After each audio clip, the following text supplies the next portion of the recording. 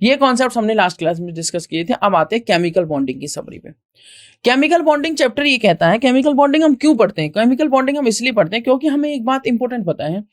हमने पढ़ा मैटर बना है एटम से। अब हमने ये पढ़ा कि कुछ एटम्स इंडिपेंडेंटली स्टेबल नहीं होते, इंडिविजुअली वो अगर स्टेबल नहीं है तो वो कंबाइन कर जाते हैं। जैसे O2 की फॉर्म में एग्जिस्ट करेगा, O नहीं रहेगा, H2 रहता है, N2 रहता है ना, O3 रहता है। ऐसा क्यों? क्वेश्चन ये आता है कि ये जो एटम्स हैं ये कंबाइन क्यों कर रहे हैं? हमने मॉलिक्यूल ऑफ एलिमेंट पढ़ा, मॉलिक्यूल ऑफ कंपाउंड पढ़ा, हमने CO2 पढ़ा, H2O पढ़ा, HNO3 पढ़ा, एटसेट्रा, SO2 पढ़ा, NH3 पढ़ा, HNO3 पढ़ा, H2SO4 पढ़ा, NaCl हम पढ़ चुके हैं। तो ये चीजें जो बन रही हैं क्यों हो रही है कंबाइन? तो पहले ही क्वेश्चन तो यही आता है केमिकल बॉन्डिंग और मॉलिक्यूलर स्ट्रक्चर में, व्हाई डू एटम्स कंबाइन? चलो कंबाइन भी हो गए तो फिर स्टेबल कैसे हैं? मतलब कोई ना कोई तो फोर्स ऑफ अट्रैक्शन इनके बीच में काम कर रहा होगा जिस वजह से स्टेबल है। तो समझने वाली बात ये आती है कि क्वेश्चन हम यही पढ़ते हैं, केमिकल बॉन्डिंग में ये बातें अराइसिस होती हैं और इन बातों का हमें आंसर मिलता है कि क्यों कंबाइन हो रहे हैं, किस तरीके से कंबाइन हो रहे हैं, कौन सा फोर्स ऑफ अट्रैक्शन लग रहा है, क्या बातें हैं। तो बॉन्ड क्या है? Bond is nothing that is a force of attraction ना।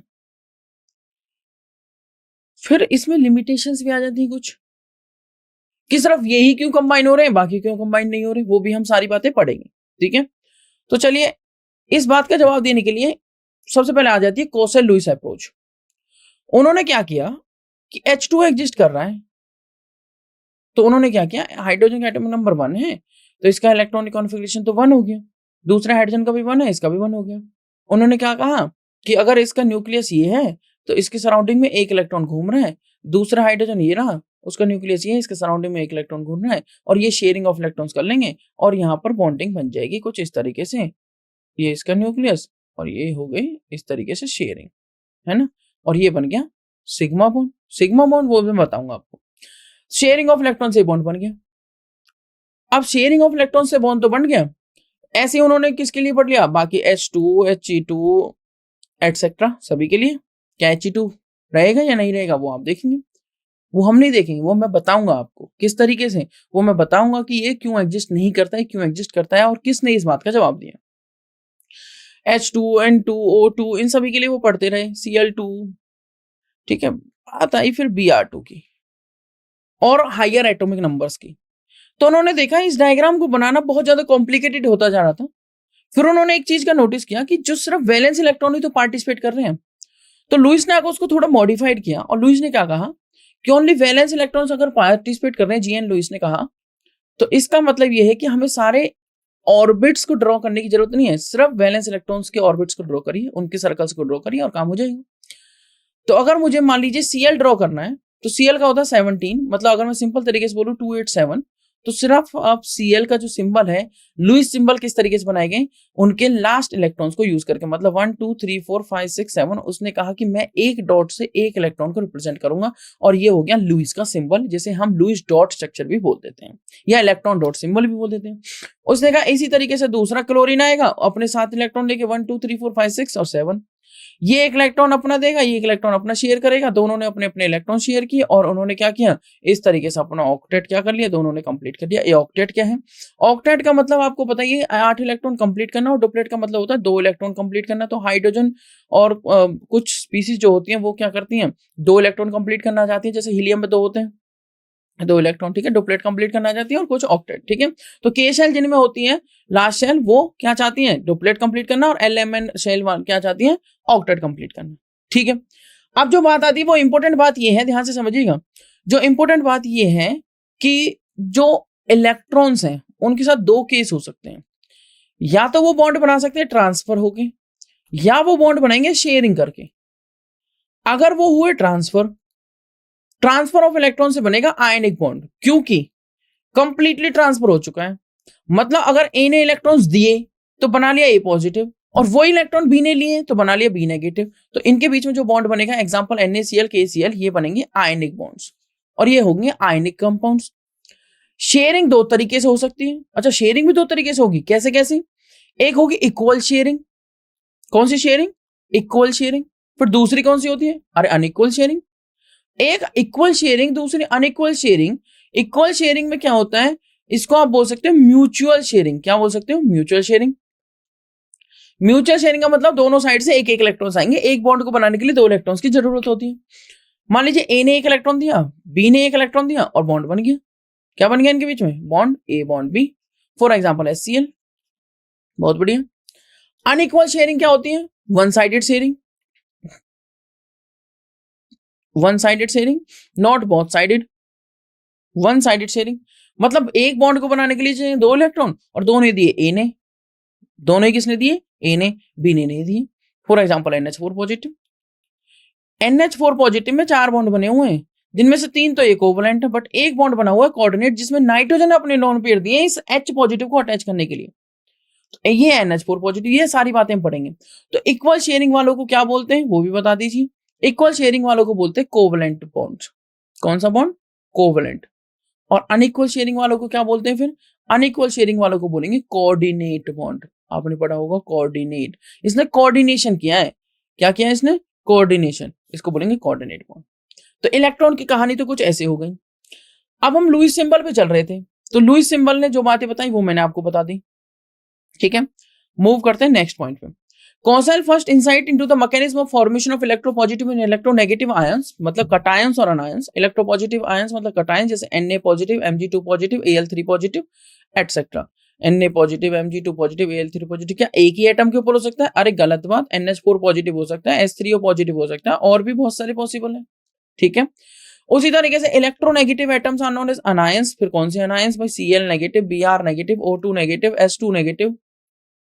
क्या एक ही एटम के ऊपर हो सकता है? ऐसा तो नहीं कहा मैंने कहा SO4 नेगेटिव, मैंने कहा NO3 नेगेटिव, मैंने कहा SO32 नेगेटिव, मैंने कहा HCO3 नेगेटिव भी कर दो जी, मैंने कहा HSO4 नेगेटिव भी कर दो, एटसेट्रा। और कितने बनाऊं? आप भी बना सकते हैं कुछ। Okay, I am just summarizing the chapter, no problem. Related the process to the attainment of noble gas configuration. सभी क्या चाहते हैं? सभी चाहते हैं, देखो आप क्या चाहते हैं, मैं क्या चाहता हूं, सभी चाहते हैं स्टेबल जो है, स्टेबल हो जाए। क्या कोई अनस्टेबल रहना चाहता है? नहीं रहना चाहता। स्टेबल कैसे होंगे भाई? इलेक्ट्रॉन स्टेबल होते हैं, वो चाहते हैं कि पीरियोडिक टेबल में 118 एलिमेंट्स हैं, जिनमें आप लास्ट वाले ग्रुप में देखेंगे 18 ग्रुप में सारे स्टेबल बैठे हुए हैं। कैसे? उनका ऑक्टेट कंप्लीट है, हीलियम को छोड़ के, हीलियम का डुप्टेल कंप्लीट है। मतलब उनको इनर्ट गैस नाम दिया गया है। क्यों? क्योंकि नॉट रिएक्टिव है, नोबल गैसेस है। तो सभी क्या बनना चाहते हैं? नोबल बनना चाहते हैं। नोबल कैसे? इलेक्ट्रॉनिक कॉन्फिगरेशन को 8 इलेक्ट्रॉन्स में बदलना चाहते हैं, या फिर डुप्लेट ऑक्टेट कंप्लीट करना चाहते हैं। तो ऑक्टेट कंप्लीट करने के लिए ही ये सारी केमिस्ट्री बनी हुई है। सारी केमिस्ट्री चाहती है, सारे एलिमेंट्स चाहते हैं कि हम स्टेबल हो जाएं। इसी वजह से आपको ये रिएक्शंस पढ़नी पड़ती हैं। इसी वजह से क्या पढ़नी पड़ती है? रिएक्शंस। मान लीजिए मैं आपसे कहूं एक टांग पे खड़े हो जाइए, आप 1 घंटे हो जाएंगे, 2 घंटे हो जाएंगे, 3 हो जाएंगे, 4 हो जाएंगे, 1 दिन हो जाएंगे, 2 दिन हो जाएंगे। किसी के ज्यादा ही स्टेमिना तो स्ट्रेंथ है तो वो और भी ज्यादा हो जाएगा। बट एक टाइम ऐसा आएगा आप उस फॉर्म में अनस्टेबल फील कर रहे हैं ना। तो इसका मतलब वो कि आप स्टेबल होना चाहते हैं और आप दोनों टांगों पे खड़े होना चाहते हैं, क्योंकि स्टेबिलिटी दोनों टांगों पे ही है। तो सभी जो एलिमेंट्स है वो चाहते हैं कि 8 इलेक्ट्रॉन्स मिल जाए उन्हें। क्या मिल जाए? 8 इलेक्ट्रॉन्स लास्ट सेल में। उस 8 इलेक्ट्रॉन्स को कंप्लीट करने के लिए ईदर दे विल लूज और they will gain the electrons, या थर्ड ऑल्टरनेट वे भी वो यूज करते हैं, जो कि होता है शेयरिंग ऑफ इलेक्ट्रॉन्स। क्या यूज करते हैं? Sharing of electrons. या तो वो लूज करेंगे इलेक्ट्रॉन्स, या वो गेन करेंगे या शेयर करेंगे। लूज करके कटायंस बनाते हैं, गेन करके अनायन बनाते हैं, और शेयरिंग करके आप देखते हैं प्रोडक्ट बन जाते हैं। लूज और गेन करके जब कटायन अनायन बना के वो प्रोडक्ट क्या बनाते हैं? बॉन्ड बनाते हैं, तो उन्हें आयनिक कंपाउंड्स बोलते थे। और शेयरिंग मैंने आपको बताई थी 2 तरीके से हो सकती है, एक म्यूचुअल और एक वन साइडेड, मतलब इक्वल और unequal. Electrostatic attraction between ions is the cause for the stability. This gives the concept of electrovalency. This gives the concept of electrovalency. Electrovalency ionic bonds के केस में जब valency होती है, आयनिक bonds के case में उसे electrovalency बोलते थे, कि कितने इलेक्ट्रॉन लूज हुए या कितने इलेक्ट्रॉन गेन हुए। ठीक है, okay. Valency is nothing, that is a combining capacity. अब पॉइंट ये आता है, the first description of covalent bonding was provided by the Lewis in terms of the sharing of electron. G.N. Lewis ने provide की थी of electron pairs between atoms, and he related the process to the attainment of noble gas configuration. उन्होंने कहा कि सारे जो elements हैं वो क्या चाहते हैं कि हम स्टेबल हो जाए नोबल गैस की तरह, इसलिए वो उनके एटम्स जो होते हैं वो लूज और गेन इलेक्ट्रॉन्स करते हैं। गलत बात, वो शेयरिंग करते हैं। तो उन्होंने सिर्फ कोवलेंट बॉन्डिंग का कॉन्सेप्ट बताया था, उससे पहले इलेक्ट्रोवैलेंसी मतलब इलेक्ट्रोवैलेंट बॉन्ड या आयनिक बॉन्ड का कॉन्सेप्ट आ चुका था। ठीक है, कैसे करते हैं वो नोबल गैस का configuration? By reacting atoms as a result of sharing of electrons. और Lewis dot symbol show the number of valence electron. जैसे कि किसी का भी लुईस डॉट सिंबल बनाओ, अगर मैं नाइट्रोजन का बनाना चाहूं तो मैं कहूंगा 1 2 3 4 5, तो इसका मतलब नाइट्रोजन की लास्ट शेल में 5 इलेक्ट्रॉन है। तो लुईस सिंबल अगर किसी का मिलता है तो number of dots are equal to number of valence electrons. ठीक है, तो Lewis dot structure show pictorial representation of bonding in molecules. अब हम नेक्स्ट बात पे मूव करेंगे। लुईस, देखो पहले हमने क्या बताया कि क्यों हमें केमिकल बॉन्डिंग पढ़ने की जरूरत पड़ी। जब जरूरत पड़ी तो हमें कुछ क्वेश्चंस का आंसर चाहिए, उन क्वेश्चंस का आंसर धीरे धीरे आया, तो कोसा लुईस अप्रोच आई, ऑक्टेट रूल आया। ऑक्टेट रूल हमने पढ़ लिया। ऑक्टेट रूल के अंदर कुछ लिमिटेशंस थी। बहुत सारे कंपाउंड ऐसे एग्जिस्ट थे जो हाइपर ऑक्टेट थे या फिर हाइपो ऑक्टेट थे, मतलब जिनमें ऑक्टेट से 8 से ज्यादा इलेक्ट्रॉन प्रेजेंट थे, मतलब हाइपर वैलेंट बोल दीजिए, या फिर हाइपो वैलेंट थे जिनमें 8 से कम इलेक्ट्रॉन प्रेजेंट थे। वो भी स्टेबल थे और वो भी एग्जिस्ट कर रहे थे। ठीक है, उसके अलावा अच्छा ऐसे एग्जांपल्स जैसे PCl5 आप ले लीजिए, मैं लुईस के बारे में बताऊंगा। ठीक है, लुईस ने भी ऑक्टेट रूल का यूज किया था, ठीक है, शेयरिंग ऑफ इलेक्ट्रॉन्स को बताते हुए। उसके अलावा जो बातें हो सकती हैं वो क्या हो सकती है? आयनिक बॉन्ड को फैक्टर्स कुछ अफेक्ट करते हैं, वो बातें भी मैं डिस्कस करूंगा आपसे। A single covalent bond is formed by the sharing of an electron pair between two atoms. Multiple bonds result करेंगे फ्रॉम द शेयरिंग ऑफ 2 और 3 इलेक्ट्रॉन पेयर। अगर एक पेयर शेयर है तो single covalent bond, carbon carbon single bond में, बाकी balance ही complete नहीं कर रहा हूं। Carbon carbon double bond 2 electron pair chain है, carbon carbon triple bond 3 electron pair chain है। Some bonded atoms have additional pair of electrons not involved in the bonding. उन टाइप के बॉन्ड इलेक्ट्रॉन्स को क्या कहते हैं? जैसे कि NH3 में ये जो इलेक्ट्रॉन्स है ये not involved in the bonding, तो इन्हें हम कह देते हैं क्या? Lawn pairs, not involved in bonding, तो इन्हें हम कहेंगे क्या? Lawn pairs.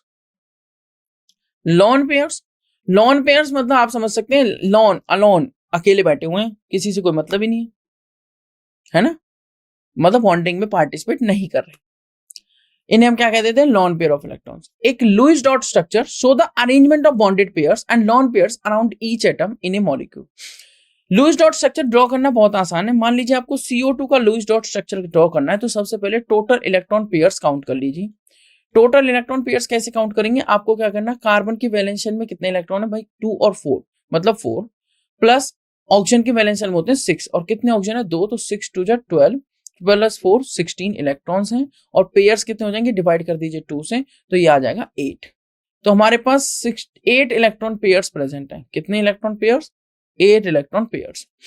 तो सबसे पहले जो लीस्ट इलेक्ट्रोनेगेटिव एटम होगा वो सेंटर में रहेगा, ये चीज ध्यान रखनी, उसको ड्रॉ कर दीजिए और साइड में दोनों एटम्स को रख दीजिए। सबसे पहले एक एक शेयर्ड पेयर दीजिए दोनों को, फिर ऑक्टेट कंप्लीट करना शुरू करिए। यहां से 8 पेयर हैं, 2 यूज हो चुके हैं, 3 4 5 6 7 8।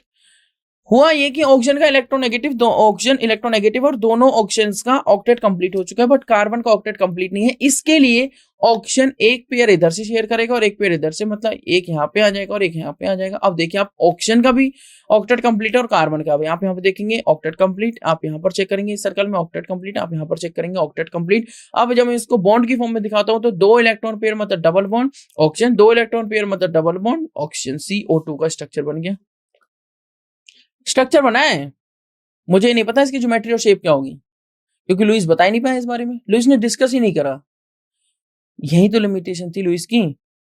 लुईस ने ऑक्टेट के बेस पे सारी बात बता दी, पर क्योंकि जब PCl5 का स्ट्रक्चर ड्रॉ किया गया, या SF6 का ड्रॉ किया गया, या IF7 देखा गया, या H2SO4 देखा गया, और भी बहुत सारे मैं एग्जांपल्स दे सकता हूं। मैं जैसे PCl5 बनाता हूं, फास्फोरस, भाई PCl5 का लुईस डॉट स्ट्रक्चर बनाइए, वो कह रहा है कौन? क्वेश्चन कैसे? कि अगर मैं करता हूं फास्फोरस को तो नाइट्रोजन की फैमिली से है, मतलब ग्रुप 15, मतलब 5 इलेक्ट्रॉन होंगे, क्योंकि NH2NP3 इसका इलेक्ट्रॉनिक कॉन्फ़िगरेशन होगा। इसी तरीके से तो याद रखना है आपको भी, जनरल इलेक्ट्रॉनिक कॉन्फ़िगरेशन क्यों बताया जाता है chemical elements and periodicity in properties में, क्यों बताया जाता है क्लासिफिकेशन ऑफ एलिमेंट्स में? बताइए। इसीलिए बताया जाता है ताकि आप इन बातों को ध्यान से पढ़ सकें, और इसी के बाद आता है chemical bonding and molecular structure. तो P जो है फास्फोरस एटम, उसका इलेक्ट्रॉनिक कॉन्फ़िगरेशन जनरल वाला ग्रुप 15 का NH2NP3 होता है, तो फास्फोरस का 15 होता है, जिसका 285 बोल सकते हैं, 1s2 2s2 2p6 3s2 3p3 हो सकता है। क्लियर?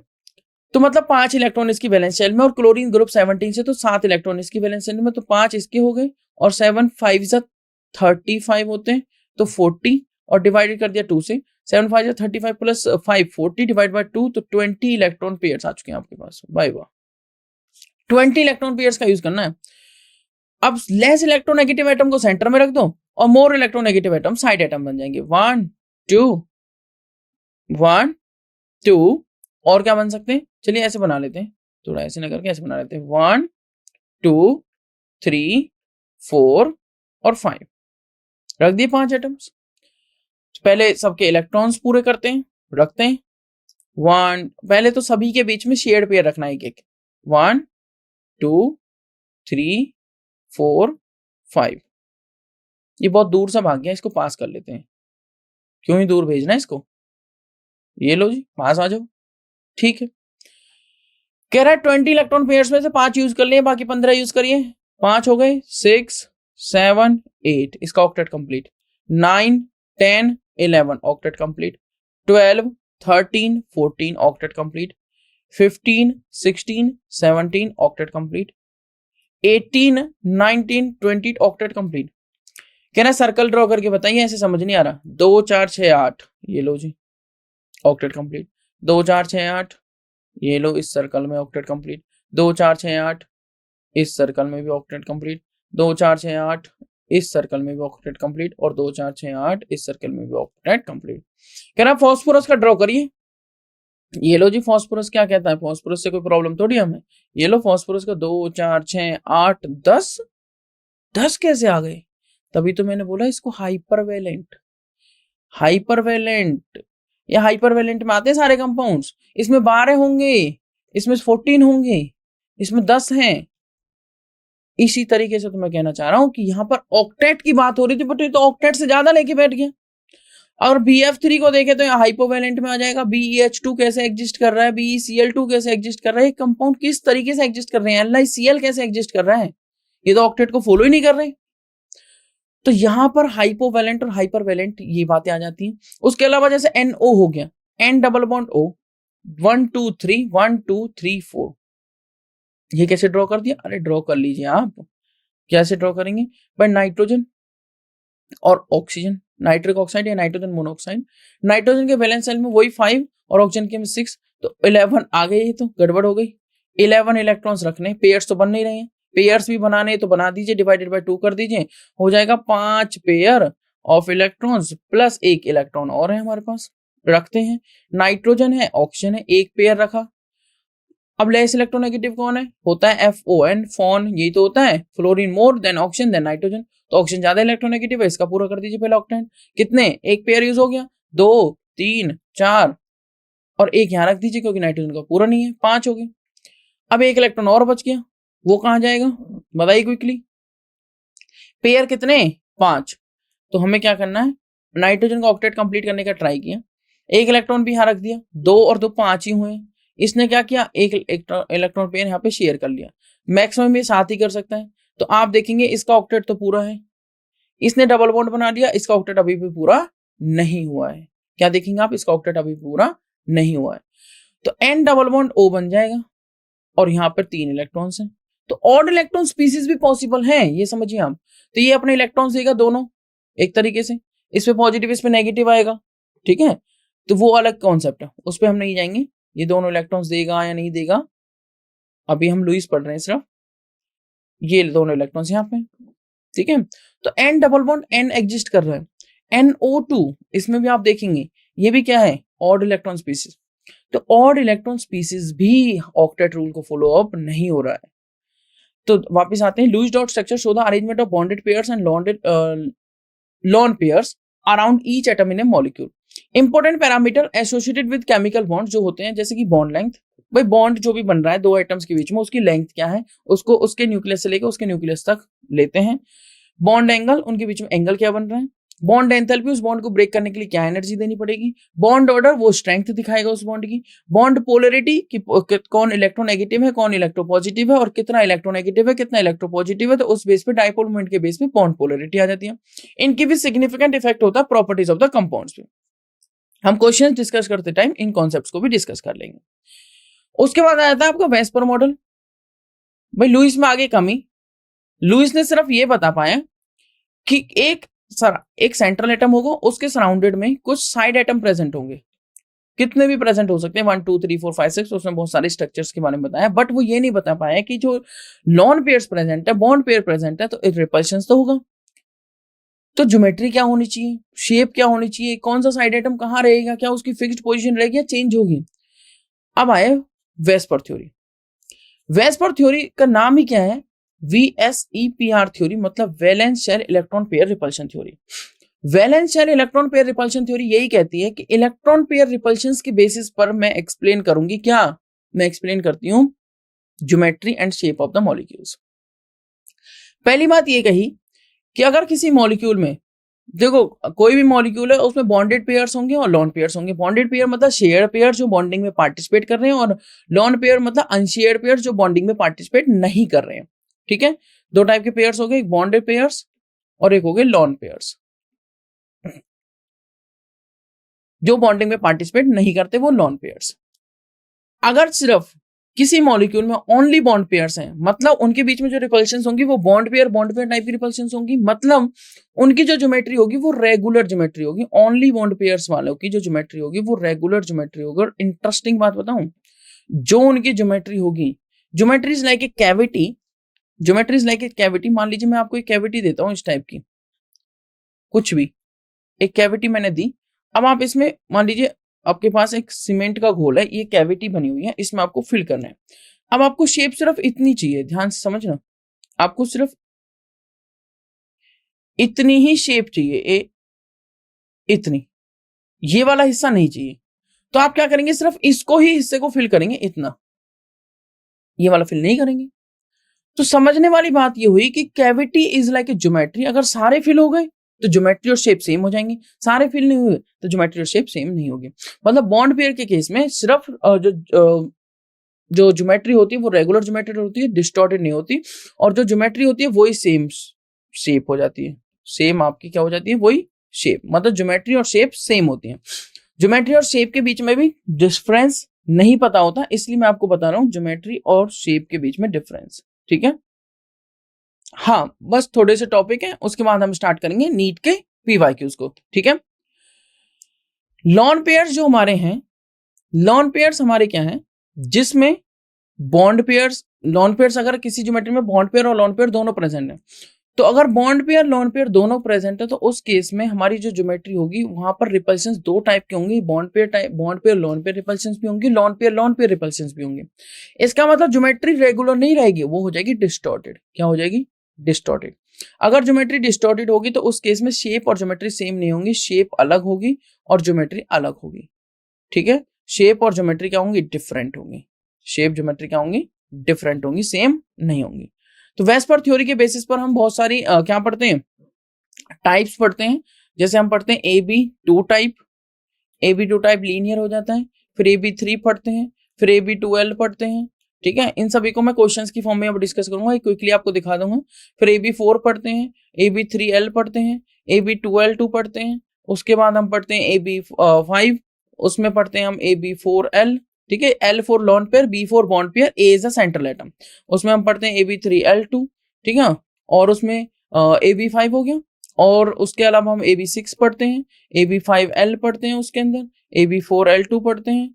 ठीक है, ये कुछ हम मैंने आपको proper regular and distorted geometries दिखाई हैं। ठीक है, रेगुलर और डिस्टॉर्टेड दोनों कंबाइन है इसमें। उसके अलावा AB7 भी पढ़ सकते हैं, AB6L भी हो सकता है, राइट, एटसेट्रा। तो ये कुछ रेगुलर एंड डिस्टॉर्टेड ज्योमेट्रीज हैं, octahedral, trigonal, bipyramidal, seesaw, T shape, V shape, etcetera. ठीक है, तो वेस्पर मॉडल ने एक बात कही कि predicting the geometrical shapes of molecule is based on the assumption that electron pairs repel each other and therefore tend to remain as far apart। वो इस तरीके से एक दूसरे को रिपेल करेंगे और उस पर्टिकुलर ज्योमेट्री को अटेन कर लेंगे जिसमें उनकी एनर्जी मिनिमम होगी और स्टेबिलिटी मैक्सिमम होगी। According to this model, molecular geometry is determined by the repulsions between lone pairs and lone pairs, lone pairs and bonding pairs and bond pair. और जो ऑर्डर ऑफ रिपल्शन होता है, जो अकेला बैठा हुआ है, जो पर्सन अकेला बैठा हुआ, ज्यादा दिमाग खराब रहेगा उसका, क्यों, अकेला बैठा हुआ है। और जो साथ में बातें करते रहेंगे तो एक दूसरे शेयर कर सकते हैं। इसका मतलब ये हुआ कि जो लॉन पेयर्स हैं वो ज्यादा रिपल्शन पैदा करेंगे, तो लॉन पेयर का रिपल्शन सबसे ज्यादा होगा। उसके बाद जो रिपल्शन होगा वो बॉन्ड पेयर लॉन पेयर का होगा। उसके बाद जो रिपल्शन होगा वो बॉन्ड पेयर का होगा। उसके बाद जो रिपल्शन होगा वो बॉन्ड पेयर का होगा। ये ऑर्डर होता है रिपल्शन का। वेस्पर थ्योरी में भी कुछ कमियां थी, ठीक है। उसके बाद आती है VBT theory, valence bond approach और to covalent bonding is basically concern with the energetics of covalent bond formation about which the Lewis and Vesper models are silent. Basically the VB theory discuss bond formation in the terms of overlapping of orbitals में इसने discuss किया। इन्होंने कहा कि अगर मैं H2 की बात करूं तो H2 कैसे फॉर्म होता है। ये हाइड्रोजन का न्यूक्लियस बैठा हुआ है, दूसरे हाइड्रोजन का न्यूक्लियस है, इसके पास एक इलेक्ट्रॉन है, मान लीजिए हाइड्रोजन का पहले का इलेक्ट्रॉन, ये इसके बाद दूसरा इलेक्ट्रॉन है, इनके बीच में कुछ अट्रैक्शन है, इनके बीच में कुछ अट्रैक्शन है, यहाँ पे कुछ नई अट्रैक्शंस पैदा होंगी, यहाँ पे कुछ नई अट्रैक्शंस बनेंगी, यहाँ पर ऑलरेडी नई रिपल्शंस बनेंगी। तो रिपल्सिव फोर्स अगर अट्रैक्टिव फोर्स से ज्यादा हुए तो बॉन्ड नहीं बनेगा, रिपल्सिव फोर्स अट्रैक्टिव फोर्स से कम हुए तो बॉन्ड बन जाएगा। यही तो बात होती है। अगर रिपल्सिव फोर्स अट्रैक्टिव फोर्सेस से, मैं कहूं रिपल्सिव फोर्स अट्रैक्टिव फोर्सेस से ज्यादा हुए तो बॉन्ड नहीं बनेगा, अगर रिपल्सिव फोर्स अट्रैक्टिव फोर्सेस से कम हुए तो बॉन्ड बन जाएगा। ये वीबीटी की अप्रोच थी और उसने इसी बेसिस पर बताया थी H2 एग्जिस्ट नहीं करता क्योंकि वहां पर रिपल्सिव फोर्सेस ज्यादा हो जाते हैं और अट्रैक्टिव फोर्सेस कम होते हैं। ठीक है, मूव करेंगे नेक्स्ट बात पर। ये वीबीटी की अप्रोच थी, उन्होंने ओवरलैपिंग के बारे में बात करी थी और यही वीबीटी में हम सिग्मा बॉन्ड और पाई बॉन्ड भी पढ़ लेते हैं। सिग्मा बॉन्ड पे हेड टू हेड ओवरलैपिंग होती है, एंड टू एंड और स्ट्रॉन्ग बॉन्ड होता है, और पाई बॉन्ड में साइड वाइज ओवरलैपिंग होती है। ठीक है, इसके बाद हाइब्रिडाइजेशन का कॉन्सेप्ट आ जाता है जिसमें हम ओवरलैपिंग ऑर्बिटल्स के थ्रू जब एसएस ओवरलैपिंग या एसपी ओवरलैपिंग, ठीक है, किस तरीके से ओवरलैपिंग होगी वो सारी चीजें हम डिस्कस करते हैं। और ये क्या कहता है, VBT at the equilibrium internuclear distance, मतलब bond distance the energy touches a minimum, any attempt to bring the nuclei still closer results in a sudden increase in energy. ठीक है, sudden increase in energy and consequent destabilization of the molecule because of orbital overlap, the electron density between the nuclei increases which helps in bringing them closer. अगर मैं simple सी इस point को simplify करता हूं, अगर आपके रिपल्सिव फोर्सेस ज्यादा है तो बॉन्ड फॉर्म नहीं होगा अट्रैक्टिव फोर्सेस से, और अगर अट्रैक्टिव फोर्सेस ज्यादा रिपल्सिव फोर्सेस तो बॉन्ड फॉर्म हो जाएगा। It is however seen that the actual bond enthalpy and bond length values are not obtained by overlap alone and other variables have to be taken into account.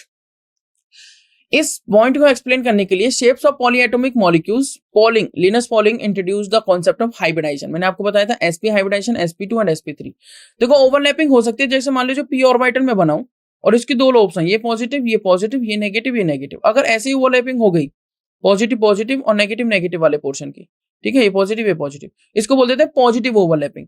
But अगर overlapping इस तरीके से हुई, ये positive ये negative और ये negative ये पॉजिटिव, तो इसको बोलते थे नेगेटिव ओवरलैपिंग। अगर कुछ इस तरीके से ओवरलैपिंग हुई, ये एस और ये पी, तो इसको बोलते थे जीरो ओवरलैपिंग। तो बहुत सारे केसेस पॉसिबल है। अगर मान लीजिए पी एक्स एक्सिस में और ये इस एक्सिस में, तो इन पे भी क्या होगी, जीरो ओवरलैपिंग। तो ऐसे केसेस हम हाइब्रिडाइजेशन के कॉन्सेप्ट में पढ़ चुके हैं और हम ये भी पढ़ चुके हैं हाइब्रिडाइजेशन के अंदर वही एटॉमिक ऑर्बिटल जाते हैं। क्यों जाते हैं?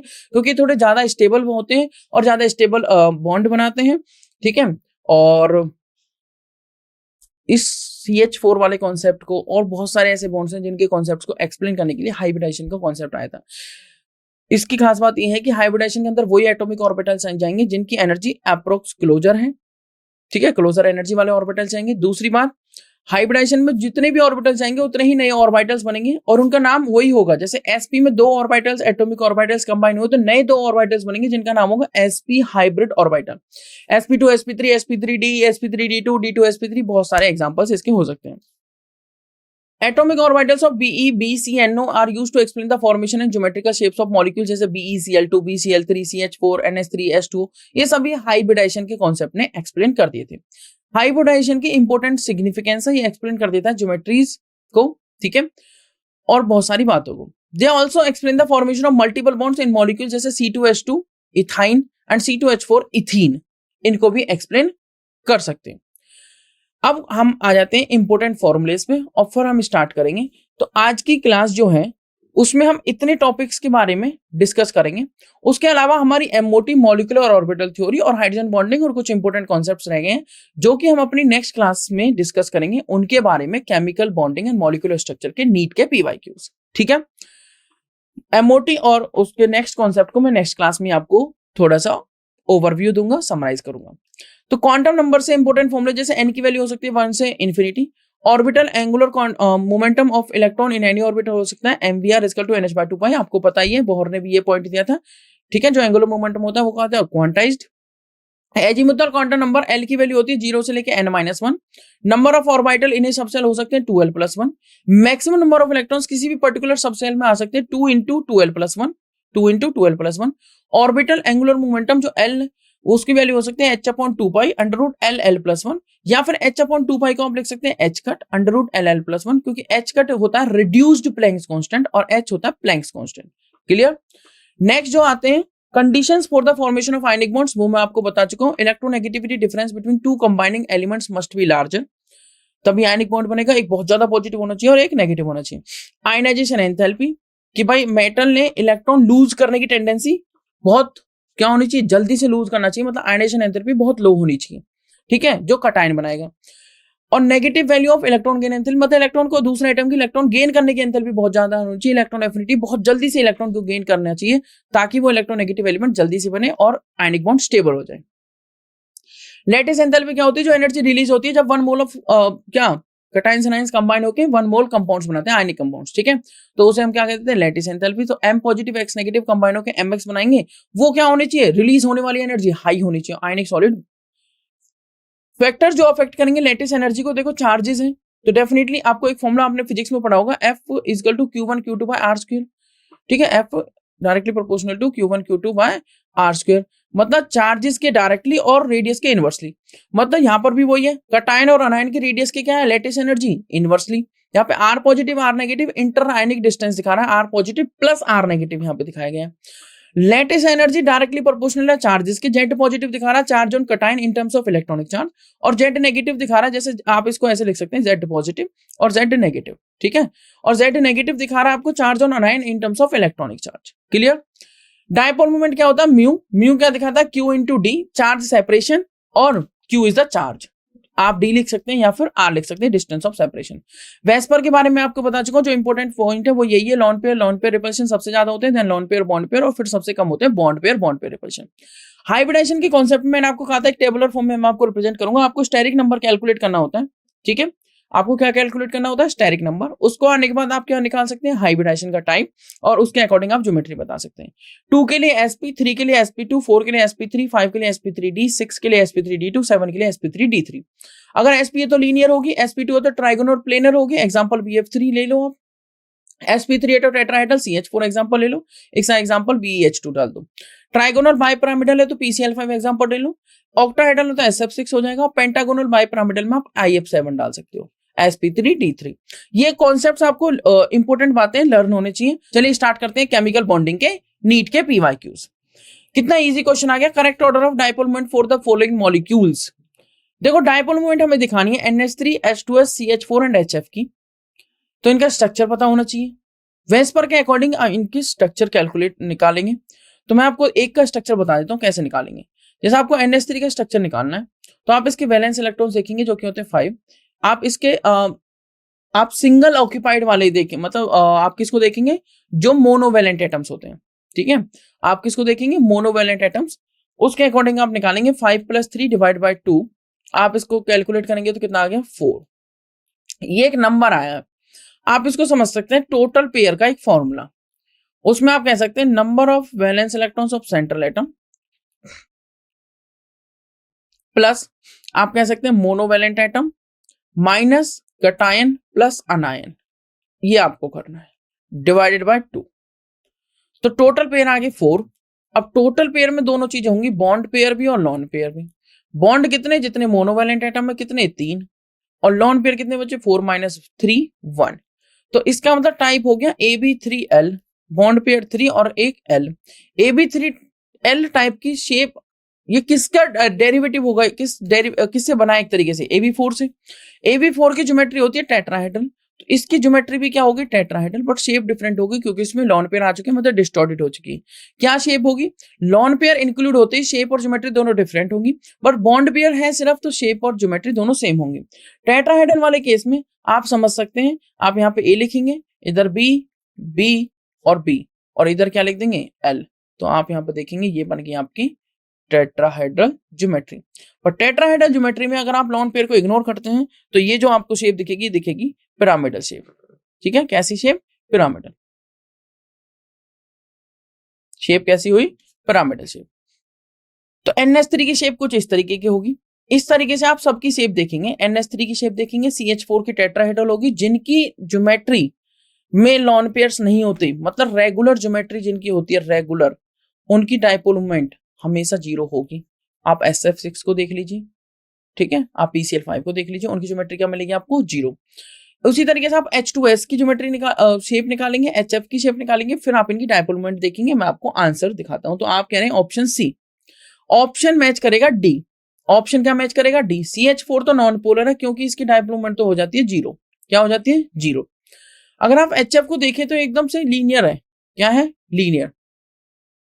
लीनियर है तो देखो इधर से इधर दिखाएंगे डायपोल मोमेंट के डायरेक्शन, पॉजिटिव से नेगेटिव की तरफ। जब इधर से इधर हमने डायरेक्शन दिखाई तो डायपोल मोमेंट क्या आई? कोई कैंसिल वाला पार्ट नहीं है, और ये पॉजिटिव और ये बहुत ज्यादा इलेक्ट्रोनेगेटिव है। कहूं पीरियडिक टेबल का मोस्ट इलेक्ट्रोनेगेटिव एलिमेंट सबसे ज्यादा वाला यही है HF। तो सबसे ज्यादा डायपोल मोमेंट तो इसकी होगी। अगर NH3 की बात करूं तो यहाँ पे नाइट्रोजन है, ऊपर बैठा हुआ एक लोन पेयर, उसके बाद यहाँ पे हाइड्रोजन है, इधर एक हाइड्रोजन है और इधर एक हाइड्रोजन है। तो हाइड्रोजन और नाइट्रोजन में से नाइट्रोजन ज्यादा इलेक्ट्रोनेगेटिव है, तो ऊपर की तरफ जाएगी डायपोल मोमेंट की डायरेक्शन, और फिर आपकी जो डायपोल मोमेंट होगी वो लोन पेयर्स, और नाइट्रोजन में से लोन पेयर ज्यादा है वो भी ऊपर की तरफ जाएगी, तो टोटल ऊपर की तरफ ही जा रही है। अगर मैं H2S की जब शेप निकालूंगा तो यहाँ पे 2 हो जाएगा, सल्फर के 6 आ जाएंगे, 8 डिवाइड बाय 2 करेंगे 4 हो जाएगा, मतलब ये भी AB4 टाइप का होगा, बट इसमें भी एक बॉन्ड पेयर होंगे और लोन पेयर होंगे। बॉन्ड पेयर फिर से वही, देखो ये टाइप में बता देता हूँ, AB2L2 होगा, मतलब ये V शेप वाला है। क्या है? V शेप वाला। बट ये किससे बना हुआ है? AB4 से, मतलब ज्योमेट्री तो टेट्राहेड्रल ही होगी। बॉन्ड पेयर्स इसके कितने हो जाएंगे? 2 हो जाएंगे, और लोन पेयर्स भी कितने? 2 हो जाएंगे। जब हम इसकी शेप बनाएंगे तो वो शेप V शेप है। कैसे आएगी वो? सल्फर, इधर हाइड्रोजन, एक लोन पेयर इधर आ जाएगा और एक लोन पेयर इधर आ जाएगा, ठीक है, इस तरीके की। वैसे अगर टेट्राहेड्रल ज्योमेट्री में एग्जैक्टली फिल करूं, वो अलग बात है कि रिपल्शंस के बाद इनकी ज्योमेट्री क्या आती है। अगर मैं एग्जैक्टली फिट करूं तो लोन पेयर, देन हाइड्रोजन और एक लोन पेयर आपका यहाँ पे फिट हो जाएगा, ठीक है। इस तरीके से ये टेट्राहेड्रल ज्योमेट्री बन जाती है, ठीक है। अब आप यहाँ पे देखेंगे, जब आप इसकी ज्योमेट्री चेक करेंगे तो यहाँ पे 2 लोन पेयर्स हैं, तो ऊपर की तरफ और इधर की तरफ खींचेंगे तो क्या होगा? थोड़ी सी जो डायपोल मोमेंट है वो कैंसिल आउट होगा, कुछ पार्ट क्या होगा? कैंसिल आउट होने की वजह से NH3 से इसकी डायपोल मोमेंट क्या हो जाएगी? कम। तो सबसे ज्यादा डायपोल मोमेंट HF की, NH3 की, उसके बाद फिर H2S की, और CH4 तो एक रेगुलर टेट्राहेड्रल है, मतलब रेगुलर ज्योमेट्री है जिसमें डायपोल मोमेंट होगी 0। क्या होगी? 0। तो जिनमें रेगुलर ज्योमेट्री होती है उनकी डायपोल मोमेंट 0 ही होगी, ध्यान रखना है। तो आंसर आपका मैच करेगा डी। कौन सा आंसर मैच करेगा? ऑप्शन डी, मतलब HF की सबसे ज्यादा, फिर NH3, फिर H2S और फिर CH4। मैं फिर से बता देता हूँ, ये एक इंपॉर्टेंट कॉन्सेप्ट है डायपोल मोमेंट वाला। इसमें देखो 2 कॉन्सेप्ट लगे, डायपोल मोमेंट का भी और वेस्पर का भी। तो वेस्पर और डायपोल मोमेंट का जनरली जो क्वेश्चन आता है वो मिक्स होके ही आता है, ओके। तो इन दोनों कॉन्सेप्ट्स को आपको अच्छे से पढ़ना है। मूव करो नेक्स्ट पे, ठीक है। चलिए मूव करते हैं नेक्स्ट कॉन्सेप्ट पे। Question number 7, given below are 2 statements, hydrated chlorides and bromides of calcium, strontium and barium on heating undergo hydrolysis, और hydrated chlorides and bromides of beryllium and magnesium on heating undergo dehydration। देखिए beryllium, magnesium, calcium, strontium और barium, ये सभी एक ही group के सारे alkaline earth metal हैं। सारे क्या हैं? एल्कलाइन अर्थ मेटल, ग्रुप 2 के।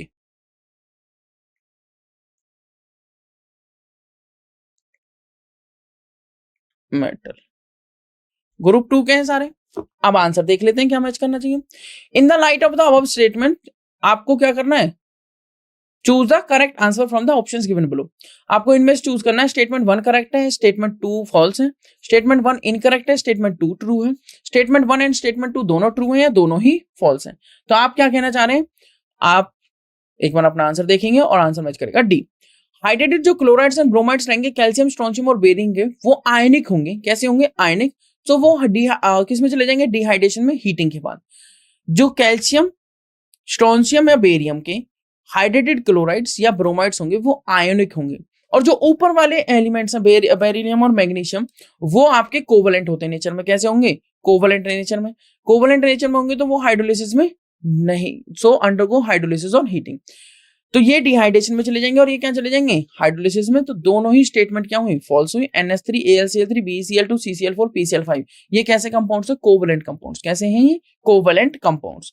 Very good everyone, good answer. Option D आपका आंसर मैच करेगा। मतलब statement 1 and statement 2 both are false. Hydrated chlorides and bromides of calcium potassium on heating undergo hydrolysis गलत बात, एंड अंडरगो डिहाइड्रेशन गलत बात। ठीक है, नीचे वाले बेरिलियम और मैग्नीशियम वाले कहां जाते हैं, बेरिलियम और मैग्नीशियम वाले हाइड्रोलिसिस में चले जाते हैं और ऊपर वाले हीटिंग में। चलिए मूव करेंगे क्वेश्चन नंबर 8 पे। Among the following which compound will show the highest lattice energy. Highest lattice energy के बारे में आपसे पूछा हुआ, कितना सिंपल सा क्वेश्चन है। कह रहा K पॉजिटिव F नेगेटिव। ठीक है, यहाँ पर जो आयन का हुआ है K पॉजिटिव F नेगेटिव, यहाँ पे Na पॉजिटिव F नेगेटिव, यहाँ पे CS पॉजिटिव F नेगेटिव, यहाँ पे Rb पॉजिटिव F नेगेटिव। कह रहा अनायन तो सब में सेम है। कटायन का साइज देख लो, आपको पता है lithium, sodium, potassium, rubidium, caesium, इस तरीके से साइज इंक्रीज होता है। अब आपको यह भी पता है कि जो लैटिस एनर्जी होती है वो साइज के क्या होती है, इनवर्सली। मतलब R positive plus R negative इनके इनवर्सली है, यही तो बात है। R नेगेटिव सेम है तो R पॉजिटिव पे डिपेंड करने लगी। ठीक है, तो बताइए क्विकली आंसर बता दीजिए जल्दी से, किसमें हाईएस्ट लैटिस एनर्जी होगी, हाईएस्ट लैटिस एनर्जी। आप ये भी समझ सकते हैं कि जितना बड़ा साइज होगा उतनी जल्दी इलेक्ट्रॉन को रिमूव करना आसान होगा, जितना इलेक्ट्रॉन रिमूव करना आसान होगा मतलब उतनी जल्दी कटायन बनेगा, और जितनी जल्दी कटायन बन रहा होगा उतनी ज्यादा एनर्जी रिलीज हो रही होगी, है ना। क्योंकि कटायन बनने के बाद जल्दी कटायन बना और वो कंबाइन हो गए, और जब एक मोल ऑफ कंपाउंड्स कंबाइन होते हैं तो क्या होता है, 1 मोल ऑफ आयन, जब आयनिक कंपाउंड्स बनते हैं तो जितनी एनर्जी रिलीज होती है उसी तो हम क्या कहते हैं, लैटिस एनर्जी। तो आप कह रहे हैं ऑप्शन बी, तो ऑप्शन बी बिल्कुल ठीक आंसर है। NaF has high lattice energy because Na positive is the smallest in size and lattice energy increases as the size of cation decreases। जैसा कि मैंने बताया लैटिस एनर्जी इनवर्सली होती है। लैटिस एनर्जी क्या होती है, इनवर्सली किसकी, R positive plus R negative. क्योंकि अनायन सेम है तो सिर्फ आप R पॉजिटिव देख सकते हैं। तो इन सभी में से आप देख सकते हैं ये सोडियम दिया हुआ है, पोटाशियम दिया हुआ है, रुबिडियम और सीजियम, ये चार दिए हुए हैं। तो सोडियम का सबसे स्मॉल साइज है, तो सबसे हाई लैटिस एनर्जी सिर्फ सोडियम की होगी, क्योंकि लैटिस एनर्जी इंक्रीज करती है अगर साइज ऑफ कटायन डिक्रीज करता है। ठीक है, lattice energy is the release of energy when 1 mole of ionic compounds are formed, when 1 mole of ionic compounds are formed. ठीक है, और इन द गिवन क्वेश्चन आपको मैंने बताया था अनायन जो कि F नेगेटिव है वो कॉमन है सभी कंपाउंड्स में। Clear, very good very good very good, that is the answer option B. Move करेंगे क्वेश्चन नंबर 9 पे। कितना सिंपल क्वेश्चन है, वेस्पर और हाइब्रिडाइजेशन दोनों के मिक्स होके आ चुका है, या फिर आप सिर्फ हाइब्रिडाइजेशन से डिस्कस कर सकते हैं, क्योंकि आपको मैंने एक टेबुलर फॉर्म दी थी स्टार्टिंग में। ठीक है, match the coordination number and type of hybridization with the distribution of hybrid orbitals in space based on valence bond theory, मतलब VBT के कॉन्सेप्ट के बाद आया था आपका हाइब्रिडाइजेशन का कॉन्सेप्ट, उसी के में हमने पढ़ा था। कोऑर्डिनेशन नंबर होता है कितने एटम्स अटैच्ड हैं वो आप समझ सकते हैं, कोऑर्डिनेशन नंबर नेबरिंग एटम को बोल देते हैं। तो देखो sp3 है तो कोऑर्डिनेशन नंबर 4 होगा, dsp2 है तो कोऑर्डिनेशन नंबर 1 2 और 2 4 ही होगा, sp3d पे 5 और d2sp3 पे 6। Distribution of hybrid orbital in space के अकॉर्डिंग उसकी जो क्या बतानी है आपको, बताइए क्या बतानी है क्विकली, ये तो याद होना चाहिए, इसमें कुछ उस टाइम पे सॉल्व नहीं करना, सीधा याद होना चाहिए। sp3 है तो टेट्राहेड्रल है, dsp2 है तो स्क्वायर प्लेनर है, sp3d है तो tbp है, और d2sp3 है ऑक्टाहेड्रल है। मैच कर लीजिए कौन किससे मैच कर रहा है, आपका आंसर आ जाएगा। ठीक है, तो आपको मैच करना है, ऑप्शंस आपको गिवन है कि कौन किससे मैच कर रहा है, A2 B3 C4 D1, option B दे रखा है, बी में A3 B4 C1 D2 like this. जब आप इनको मैच करेंगे तो आप यहाँ पर देख सकते हैं कोऑर्डिनेशन नंबर 4 है, sp3 कुछ इस टाइप का दिखेगा, टेट्राहेड्रल जैसा कि मैंने आपको दिखाया, ये टेट्राहेड्रल जो मैच कर रहा है 3 से। कोऑर्डिनेशन नंबर 4 है, dsp2 है, स्क्वायर प्लेनर है जो मैच कर रहा है 4 से। किससे मैच कर रहा है, 4। बी किससे मैच कर रहा है, 4 से। बी किससे मैच कर रहा है, 4 से, तो ये ऑप्शन हो गया। और ए किससे मैच कर रहा है, 3 से, तो यही डेफिनेटली आंसर आपका करेक्ट हो गया, ऑप्शन बी। ठीक है, ऑप्शन कौन सा, बी। बाकी दो शेप भी देख लेते हैं, जैसे sp3d, जैसे PCl5 को आप यहाँ पे फिट कर सकते हो, PBr5 को आप यहाँ पे फिट कर सकते हो, कोऑर्डिनेशन नंबर 6 sf6 को आप यहाँ पे फिट कर सकते हो। ऑक्टाहेड्रल जो कि 2 से मैच कर रहा है, और ट्राइगोनल बाइपिरामिडल जो कि 1 से मैच कर रहा है। क्लियर, ये तो बहुत इजी सा क्वेश्चन था, ऑप्शन बी इसका करेक्ट आंसर है। Very good everyone, let's move to the next question number 10। ये भी वहीं से आ गया सीधा उठ के, बट इसमें रॉन्गली पूछा हुआ है। कुछ जो कॉमन मिस्टेक्स है वो कुछ इस टाइप के, जैसे ही रॉन्गली वर्ड आया हमने ध्यान नहीं देते उस बात पे, हमने टेबल देखी जल्दी से मैच कर दिया, ऐसा नहीं होता। पहले पढ़ो, कई बार वो नॉट करेक्ट, नॉट करेक्ट पूछ रखा, करेक्ट लगा के आ जाते हैं। ऑप्शंस दोनों देगा, यही तो क्वालिटी है, ऑप्शंस दोनों देगा आपको। Identify the wrongly matched pair, wrongly match करना है। PCL5 जो है वो ट्राइगोनल प्लेनर होता है क्या? अभी तो दिखाया था पीछे, TBP होता है, ट्राइगोनल बाय पिरामिडल। आप वैस पर से कैलकुलेट करेंगे, मैं आपको डायरेक्ट बता रहा हूं, ठीक है। आप कैसे देखेंगे, 5 + 5 10 डिवाइडेड बाय 2, 5 पेयर है, टोटल पेयर 5, मतलब बॉन्ड पेयर और लॉन पेयर होंगे, मतलब AB 5 का टाइप बनेगा। क्यों? क्योंकि लॉन पेयर 0, क्योंकि 5 बॉन्ड बने हुए हैं, लॉन पेयर 0, AB 5 होती है आपकी TBP। ये टाइप याद होने चाहिए आपको, कौन से, ये टाइप याद होने चाहिए, ठीक है। SF6 ऑक्टाहेड्रल होता है, बिल्कुल ठीक है, AB6 का टाइप है, ये AB2 का टाइप है, लीनियर होता है, और NH3 AB3L का टाइप है, AB4 इसकी ज्योमेट्री होगी, मतलब टेट्राहेड्रल, और trigonal pyramidal, not bipyramidal, trigonal pyramidal इसकी शेप होगी। तो फर्स्ट वाला रॉन्गली मैच्ड है क्योंकि वो TBP होता है, नॉट ट्राइगोनल प्लेनर। तो ए का आंसर मैं फर्स्ट से मैच करना चाहता हूं, तो देख लेते हैं, वो आपका गलत होगा।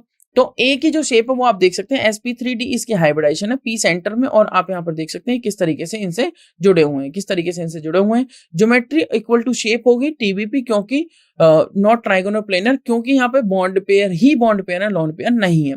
आंसर ए मैच कर रहा है, बिल्कुल ठीक बात है। SF6 sp3d2 होगी, और आप देख सकते हैं कि इस तरीके से इसकी अरेंजमेंट है, कुछ इस तरीके से है, प्लेनर नहीं है ये सल्फर सेंटर में है, एक फ्लोरीन ऊपर और एक फ्लोरीन नीचे, और बाकी 4 इस तरीके से उसके प्लेन में है, ठीक है, ऐसे समझिए। ज्योमेट्री और शेप सेम होंगे, और क्योंकि लॉन पेयर नहीं है ऑक्टाहेड्रल, ठीक है। नेक्स्ट जो 2 बच जाते हैं वो है BCl2, ज्योमेट्री शेप सेम है क्योंकि लीनियर बॉन्ड पेयर नहीं है, sp हाइब्रिडाइजेशन है, लीनियर हो गया, और NH3 में एक लॉन पेयर प्रेजेंट है, तो ज्योमेट्री होगी टेट्राहेड्रल, पर शेप हो जाएगी trigonal pyramidal. Option A is wrongly matched, option A is wrongly matched. I hope यहां तक कि आपको क्लियर होगा। क्या मैं मूव करूं नेक्स्ट क्वेश्चन पे? Are you ready? तो चलिए मूव करते हैं क्वेश्चन नंबर 11 पे। I hope all of you are ready. Question number 11 कह रहा है, फिर से ज्योमेट्री का क्वेश्चन आ गया, विच of the following molecules has TP geometry? Trigonal planar. Trigonal planar का मतलब AB3, मतलब जैसे BF3, कह रहा है IF3, PCl3, NH3 या BF। अरे एग्जाम्पल ही BF3 मैंने दे दिया और BF3 आंसर में दिया हुआ है, आंसर तो हो गया, फिर भी मैं सभी को एक्सप्लेन कर देता हूं। TP पूछा हुआ मतलब AB3 टाइप, मतलब पेयर आनी चाहिए टोटल 3। कैलकुलेट करते हैं, आयोडीन हेलोजन है तो 7, और इसका हो गया +3 डिवाइड बाय 2 किया 10 आ गया। PCl5 5 होता है, +3 किया 10 डिवाइड बाय 2 किया 5 आ गया, 5 नहीं मैच कर रहा। 5 + 3 डिवाइड बाय 2 किया 8 डिवाइड बाय 2 4 आ गया, नहीं मैच कर रहा है, नहीं मैच कर रहा है। NH3 नाइट्रोजन 5 + 3 डिवाइड बाय 2 किया कितना आ गया 4 आ गया, मैच नहीं किया। BF3 बोरोन बताइए 3, अरे वाह, फ्लोरीन 3 डिवाइड बाय 2 मैच कर गया 3, बिल्कुल ठीक। अच्छा, मैच करने के बाद एक बार देख लेना बाकी चीजें भी, ठीक है, कि बॉन्ड पेयर लोन पेयर सारी चीजें मैच कर रही है नहीं, वैसे इसका आंसर इसी से हो जाएगा, ठीक है। I hope this is clear. Option D is the correct answer. आपको सिर्फ मैं फिर से बता देता हूं, आपको अप्रोच लगानी है, क्वेश्चंस को जल्दी से जल्दी अटेम्प्ट करना है, बट जल्दी के चक्कर में गलत नहीं करना है, ये चीज भी ध्यान रखनी है। जल्दी के चक्कर में गलत नहीं करना है, क्योंकि कई बार क्या होता है कि हम क्वेश्चन को जल्दी करने के चक्कर में ओवर कॉन्फिडेंस में आके गलत आंसर मार्क कर देते हैं, क्वेश्चन को प्रॉपर्ली सॉल्व नहीं करते हैं, पूरा सॉल्व नहीं करते हैं। एट द मतलब आप सेकंड या थर्ड लास्ट स्टेप पे होंगे और फिर भी आप उसको पूरा नहीं करेंगे, और आप सीधा ऑप्शंस देख के मैच कर देंगे, और ऑप्शंस कई बार इस तरीके से अरेंज किए जाते हैं कि आप गलत ऑप्शन मार्क करके आ जाते हैं, ठीक है। तो इसलिए ऐसा नहीं है कि 3 ही आते ही आप सीधा BF3 मार्क कर देंगे, आप bond pair lone pair check करके तब आगे बढ़ेंगे, ओके, ठीक है। तो आप यहां पर देख सकते हैं IF3 की तो T ज्योमेट्री होगी, 5 आया था, मतलब किससे मैच करना चाहिए, एक तरह से TBP ज्योमेट्री से, T शेप होगी, ठीक है। मैं रिपीट कर देता हूं, बेंट नहीं बोलेंगे इसको क्या बोलेंगे, IF3 हैज T शेप और TBP geometry, trigonal bipyramidal geometry, क्योंकि सेम नहीं होगी। देखो 2 लॉन पेयर है, 3 बॉन्ड पेयर, तो लॉन पेयर बॉन्ड पेयर दोनों आ गए, तो शेप और ज्योमेट्री सेम तो होगी नहीं। लॉन पेयर्स को छुपा लो, आप इनको छुपा दो, सिर्फ T दिख रहा है ना, ये दिख रहा है T, ये दिख रहा है T, ठीक है, तो T दिख रहा है तो T शेप। PCl5 की जो पिरामिडल ज्योमेट्री है ट्राइगोनल बाय पिरामिडल, बट जबकि जो ज्योमेट्री तो TBP होगी और शेप आपकी T शेप होगी, ये ध्यान रखना है। लॉन पेयर्स इक्वेटोरियल पोजीशन को ऑक्यूपाई करेंगे क्योंकि एक्सियल पोजीशंस पे क्या होंगे, रिपल्शंस ज्यादा होंगे क्योंकि ये 90 डिग्री पर अवेलेबल है और इक्वेटोरियल वाले 120 डिग्री पर है। ठीक है। PCl3 की अगर बात करें तो वो sp3 हाइब्रिडाइजेशन को मैच कर रहा है, मतलब टेट्राहेड्रल ज्योमेट्री होगी और पिरामिडल इसकी क्या होगी, शेप होगी। कौन सी शेप, पिरामिडल शेप। इसकी पिरामिडल ज्योमेट्री ना बोल के आप क्या बोलेंगे, पिरामिडल शेप, टेट्राहेड्रल ज्योमेट्री। ठीक है, मूव करेंगे नेक्स्ट पर। नेक्स्ट आपका क्या हो जाएगा, NH3 जिसकी आपकी क्या होगी, टेट्राहेड्रल ज्योमेट्री होगी, जिसकी आपकी ज्योमेट्री क्या होगी, टेट्राहेड्रल, और आपकी BF3 की ट्राइगोनल प्लेनर शेप और ज्योमेट्री दोनों सेम रहेंगी। इसकी शेप और ज्योमेट्री सेम रहेंगी। इसकी जो शेप रहेगी वो पिरामिडल रहेगी। क्या रहेगी, पिरामिडल, ट्राइगोनल पिरामिडल, ना कि ट्राइगोनल बाय पिरामिडल, वो गलत है। ठीक है, ट्राइगोनल पिरामिडल इसकी शेप है, ज्योमेट्री नहीं है, तो ज्योमेट्री वर्ड काट के आपको शेप लिखना है। ट्राइगोनल पिरामिडल इसकी शेप होगी, टेट्राहेड्रल ज्योमेट्री है, कैविटी इसकी टेट्राहेड्रल टाइप की है, बट उसमें से एक बॉन्ड को फिल नहीं किया गया, वहां पे लॉन पेयर्स रह गए। तो इस तरीके से मैंने कैविटी से आपको समझाया था। ठीक है, हाँ बिल्कुल जी, नेगेटिव मार्किंग होती है डेफिनेटली। ठीक है, 3 बॉन्ड पेयर रहेंगे। sp2 हाइब्रिडाइजेशन की हम बात कर रहे हैं, बॉन्ड एंगल डायपोल मोमेंट 0। क्यों डायपोल मोमेंट 0, क्योंकि आप यहां पर देख सकते हैं ये एक रेगुलर ज्योमेट्री है। रेगुलर ज्योमेट्रीज में मैंने आपको बताया था क्योंकि बॉन्ड पेयर्स ही बॉन्ड पेयर्स होंगे और ओनली बॉन्ड पेयर रिपल्शन होगा, लॉन पेयर नहीं होंगे। तो ऐसी ज्योमेट्रीज में जो सिमेट्रिकल होती हैं, सिमेट्रिकल जो ज्योमेट्रीज होती हैं उनमें आपकी डायपोल मोमेंट 0 रहेगी। आपकी डायपोल मोमेंट क्या रहेगी, 0। ठीक है, हाइब्रिडाइजेशन sp2 है क्योंकि 1 सिग्मा 2 सिग्मा 3 सिग्मा कोई लॉन पेयर नहीं है, तो 1 s को दे दिया, 2 p को दे दिया। हाइब्रिडाइजेशन तो आपको निकालना आती है, अगर इसके हाइब्रिडाइजेशन निकालनी है तो a sigma sigma sigma 3 sigma और 1 लॉन पेयर, तो 4 नंबर आए, 1 s को दिया, 3 p को दिया, sp3 हाइब्रिडाइजेशन। क्लियर। तो बहुत सारे कॉन्सेप्ट्स अब कोरिलेट हो चुके हैं हाइब्रिडाइजेशन का, वेस्पर से वेस्पर, ज्योमेट्री से ज्योमेट्री, शेप, बहुत सारी चीजें क्या हो चुकी है, कोरिलेट हो चुकी है। चलिए मूव करेंगे क्वेश्चन नंबर 12 पे। लास्ट क्वेश्चन का आंसर मैं एक बार क्विकली बता देता हूं, जो कि ऑप्शन डी मैच कर रहा था, मतलब BF3। ठीक है, जिसकी ट्राइगोनल प्लेनर ज्योमेट्री पूछी हुई है और डायपोल मोमेंट भी मैंने आपको बता दी इसके साथ साथ, जिसकी म्यू की वैल्यू होगी 0। कितनी वैल्यू म्यू की, 0। मूव कर रहे हैं हम क्वेश्चन नंबर 12 पे। क्या कह रहा है आपका क्वेश्चन नंबर 12, कह रहा है BRF3 मॉलिक्यूल ले लो, lone pairs occupy equatorial positions to minimize. क्या अभी तो मैंने बताया था यही बात। भाई एक्चुअली में होता क्या है, जब हम AB5 टाइप को पढ़ते हैं उसी टाइम पे ये क्वेश्चन इंपोर्टेंट डाल दिया जाता है कि जब हम A और इधर B, B और B और इधर B और B। ठीक है, अब ये शेप कैसे है, ये शेप कुछ इस तरीके से, आप अपनी नोटबुक लीजिए, नोटबुक के एक कॉर्नर पर एक B, दूसरे कॉर्नर पर दूसरा B, और इधर वाले कॉर्नर्स को छोड़ के उनके सेंटर में एक बोरोन B, मतलब बॉन्ड पेयर। एक भी सेंटर में A बैठा हुआ, उसके ऊपर एक भी और नीचे एक भी, मतलब एक अबव द प्लेन एक बिलो द प्लेन, और बाकी ये 4 एटम किसमें, A और 3 B को लगा के 4 एटम प्लेन में है। ठीक है, तो ये वाले जो प्लेन वाले हैं उनको बोला जाता है इक्वेटोरियल पोजीशंस।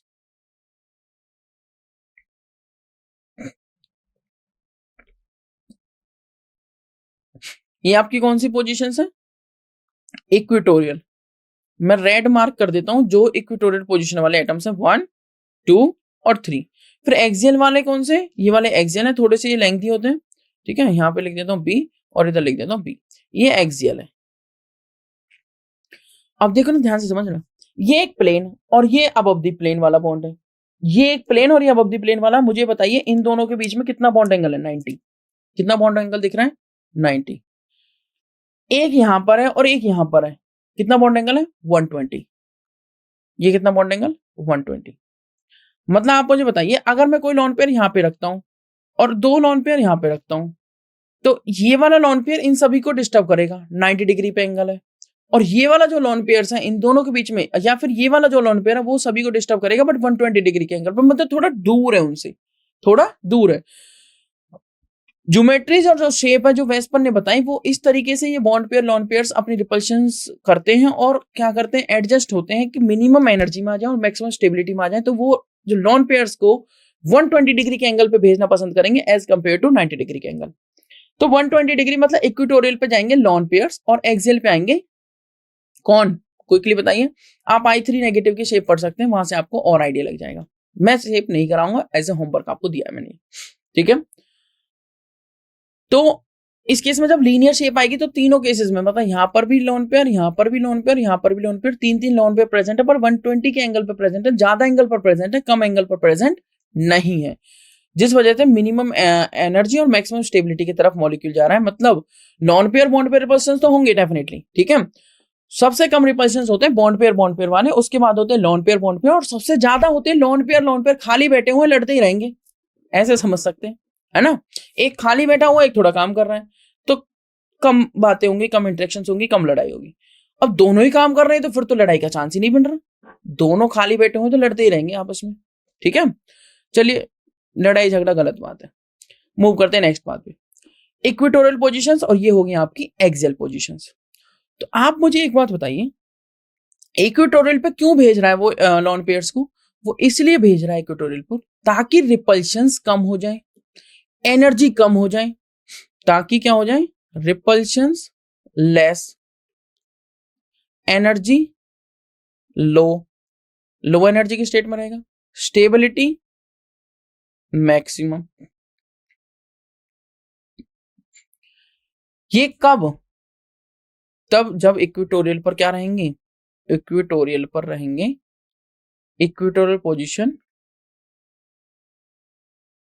या मैं लिखूं lone pair goes to equatorial position, या occupy equatorial position,